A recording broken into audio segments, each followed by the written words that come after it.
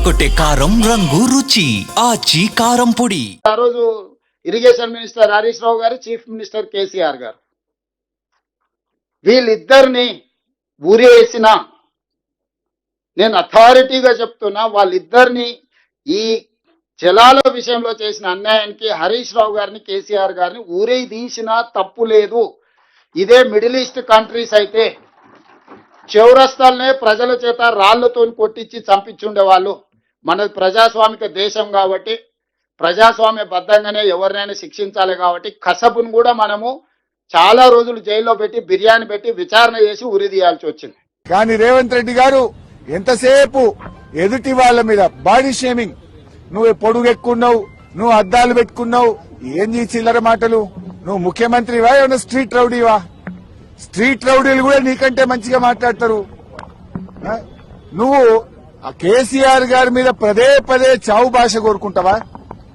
తెలంగాణ తెచ్చిన నాయకుడు, ప్రధాన ప్రతిపక్ష నాయకుడు, 10 ఏళ్లు ముఖ్యమంత్రిగా చేసిన కేసీఆర్ గారిని పట్టుకొని అడ్డగోలు మాటలు మాట్లాడతావు. నువ్వు ఒక తెలంగాణ ద్రోహివి, నువ్వు ఒక నీళ్ల ద్రోహివి. నువ్వు కేసీఆర్ గారి పట్ల అటువంటి భాష మాట్లాడడం చాలా తీవ్రంగా మేము ఖండిస్తా ఉన్నాం. రాహుల్ గాంధీ గారు పొద్దున్న లేస్తే రాజ్యాంగం చేతిలో పట్టుకొని తిరుగుతాడు. ఇక్కడేమో అసెంబ్లీలో రాజ్యాంగం ఖూనీ అయితా ఉంది. ప్రధాన ప్రతిపక్షానికి మైకే ఇవ్వడం లేదు. అందువల్ల మేమందరం కూడా ఇక ఈ శాసనసభలో కూర్చున్నా వేస్ట్, మైక్ ఇవ్వకుండా ముఖ్యమంత్రిని తిట్టద్దంటాడు. స్పీకర్ గారు ఆన్ రికార్డ్ అక్కడ కూర్చొని మీరు ముఖ్యమంత్రి గారి మీద విమర్శ చేయొద్దు అంటాడు. అనొచ్చా అట్లా స్పీకర్? ముఖ్యమంత్రి గారి మీద మీరు మాట్లాడితే మీ మైక్ కట్ చేస్తా అంటాడు. మరి మేము ఉండేందుకు అసెంబ్లీలో?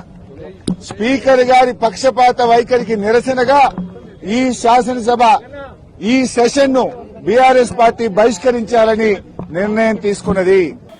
నా రక్తం మరిగిపోతా ఉంది. ఎందుకోసం అంటే చేసినటువంటి ఉద్యమం, చేసినటువంటి త్యాగం, వచ్చినటువంటి రాష్ట్రం డెఫినెట్ గా కేసీఆర్ గారి ఉద్యమ ఫలితమే. మరి వాళ్ళు అదే రాష్ట్రానికి ముఖ్యమంత్రి అయినటువంటి వ్యక్తి కేసీఆర్ గారి చిత్తశుద్ధిని శంకిస్తూ ఉంటే నేను రిక్వెస్ట్ చేస్తా ఉన్నాను, కేసీఆర్ గారే డైరెక్ట్ గా హౌస్ కు వచ్చి మరి ఇటువంటి ఆరోపణలు చేసేటటువంటి వాళ్ళ నోర్లన్నీ మూతపడేలాగా చేయాలి. ఎందుకంటే సోర్స్ జూరాల నుంచి శ్రీశైలం ఎందుకు మార్చిరు అనేది కేసీఆర్ గారికే బాగా తెలిసి ఉంటుంది. అట్లా కాకుండా ఈ బబుల్ షూటర్స్ గా చెప్పుకునేటటువంటి వాళ్లకు డిప్యూటీ ఫ్లోర్ లీడర్ పదవులు ఇచ్చి మరి వారితో జవాబు చెప్పిద్దామంటే ప్రజలకైతే విషయం అర్థం కాదు, మ్యాటర్ పోదు. మరి బబుల్ షూటర్ల వల్లనే ఈ ట్రబుల్ అంతా వచ్చింది. ఈ బబుల్ షూటర్ల వల్లనే మొదటి ప్యాకేజ్ దెబ్బపడ్డది. ఈ బబుల్ షూటర్ వల్లనే పాలమూరు రంగారెడ్డి లాంటి ప్రాజెక్టులు చాలా పెద్ద ఎత్తున ఇబ్బంది పడ్డాయి.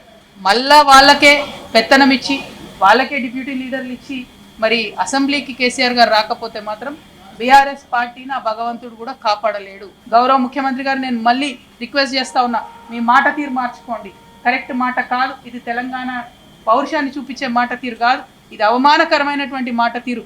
దేశంలో ఉన్నటువంటి టెర్రరిస్టులతో మీరు మీ ప్రతిపక్ష నాయకుల్ని పోలుస్తూ ఉన్నారంటే మీరు చేసేది కూడా దేశ ద్రోహమే అన్న విషయాన్ని నేను ముఖ్యమంత్రి గారికి మరొకసారి తెలియజేస్తూ, మరి చైర్మన్ గారు నాకు ఏదైతే అవకాశం ఇస్తున్నారో 5వ తారీఖు నాడు దాన్ని సద్వినియోగం చేసుకొని నేను రాజీనామా చేయడానికి గల కారణాలను తెలంగాణ బిడ్డలందరికీ కూడా ఎక్స్ప్లెయిన్ చేస్తానని చెప్పి తెలియజేస్తూ,